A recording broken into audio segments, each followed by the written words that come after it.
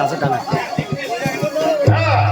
আমি দেখতে এলাম তুমি কার মঙ্গল কামনা করছো আমার না তোমার আমাকে আমি যে সংসারে এসেছি সেই সংসারেরই মঙ্গল কামনা করছি। আজ থেকে পুজো অর্চনা করে আমার ইসলাম আসতে চলতে আর আমি যা বলবো তাই তোমাকে বলতে হবে। আমি হিন্দু নারী, পূজা অর্চনা সেবা যত্ন করে সংসারের মঙ্গল কামনা করাই আমার ধর্ম। আজ থেকে পূজা অর্চনা ছেড়ে আমি যে পোশাক এনে দিয়েছি সেই পোশাক তোমাকে পড়তে হবে। আমি সেদিনের মতো পার্টি দিকে আধুনিকে কথা বলা তোমার চলবে না, আমি তা পারবো না। কেন? আজও বুঝি ওকে স্মৃতি ভুলতে পারোনি? আইরে পবিত্র ভালোবাসা পার্বতীর কথা ভেবে ভেবে দেবদাসের কি অবস্থা হয়েছিল জানো? এই গ্যাসে ভরা বেলুনের মতো অবস্থা হয়েছে ওই অলোকের। এই কথা তোমার মতো লোকের মুখে শোনা তোমার মতো সেখানে আমি সুস্থ বসতেছি। তুমি হয়তো ভেবেছো তোমার মতো রূপের নিয়ে ওই বিন্দু নিয়ে আমি খেলা করতে পারবো, কিন্তু তোমার সে ধারণা ভুল। কোন প্রলোভনে তুমি আমার হিন্দু নারীর স্বীকৃতি আমার কাছ থেকে কেড়ে নিও না গো। আমি তোমাকে তুমি ঠাকুর ঘরে জুতো করে ঢুকেছো।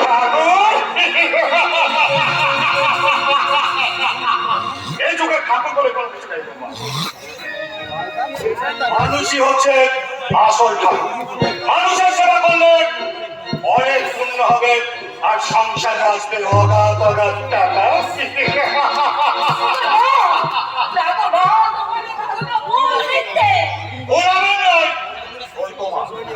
আচ্ছা, এত গুলি কার কাছে শিখেছো নিশ্চয় তোমার পীড়িতের নাগর অলোকের কাছে। কেন কেন তুমি বারবার অলোকের কথা আমাকে স্মরণ করিয়ে দিয়ে আমাকে ব্যথা দিতে চাও? আমি তা শিখেছি তা ভারত নারীর কথা সীতা সাবিত্রী বেহুলা ভাষা থেকেই শিখেছি। তাই না? আচ্ছা দুর্গা, তোমাদের কি যেন বলে সতী বেহুলা। সতী বেহুলা তার নগ্ন শরীর থেকে দেবতাদের মন জয় করে তার মৃত স্বামীকে কাছে গিয়েছিল।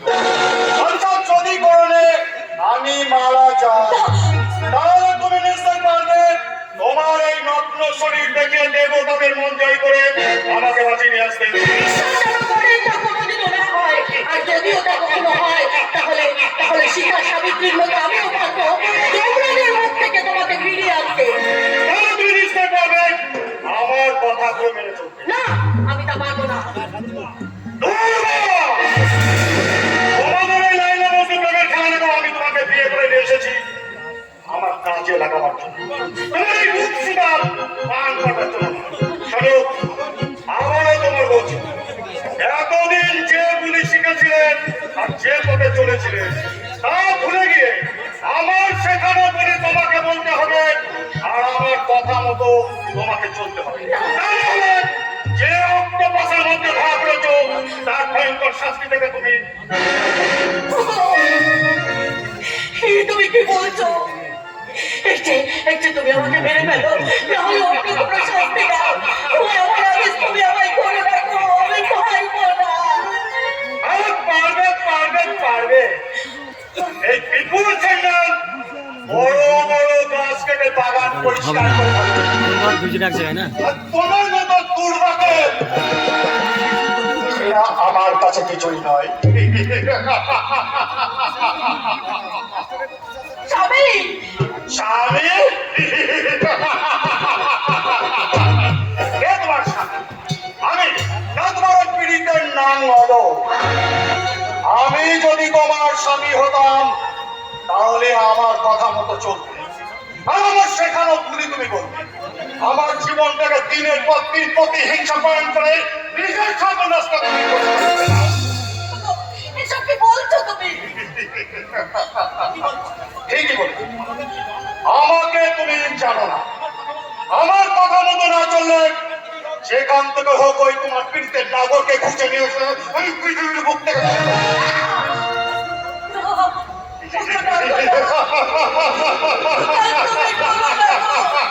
তুমি যা বলবে আমি তাই শুনবো। যেখানে যেতে বলবে আমি সেখানেই যাবো। পার্টিতে যাবো, ড্রিঙ্ক করবো, নাচ করবো।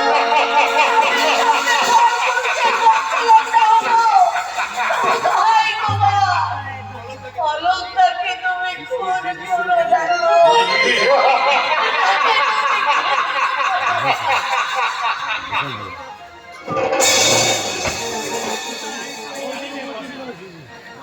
আমি জানি তুমি বস মানবে, তার কারণ আমি যে একটা পাক্কা শিকার। সকাল থেকে বন্দুক নিয়ে ঘুরে ঘুরে বেরিয়ে একটা শিকার করতে পারলাম না, কিন্তু হ্যাঁ একটা বড় শিকার উঠতে পেয়েছি, সেটা হলো দুর্বা। ও জানে না অগ্নিনারায়ণ সাক্ষী রেখে ওকে আমি বিয়ে করেছি আমার কাজে লাগাবার জন্য, আমার প্রতিহিংসা চরিতার্থের জন্য। ও জানে না আমি কে আর আমি কি।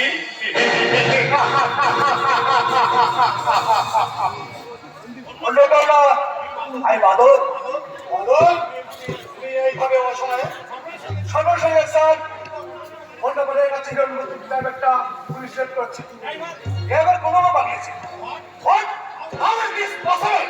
এটা কি করে সম্ভব হলো? আমার মনে হয় স্যার নিশ্চয় আমাদের মধ্যে কেউ টাকা লোভে এই কাজ করছে।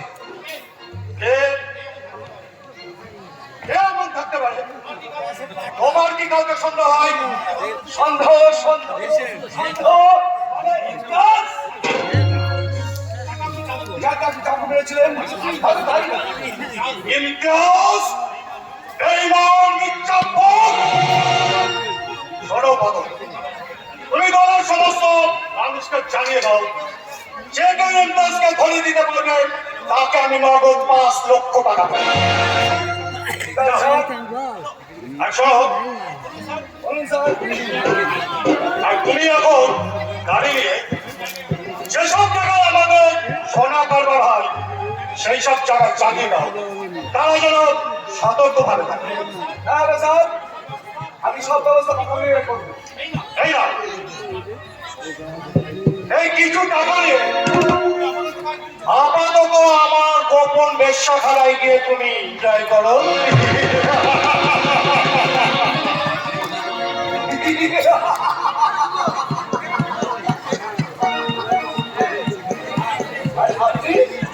আমি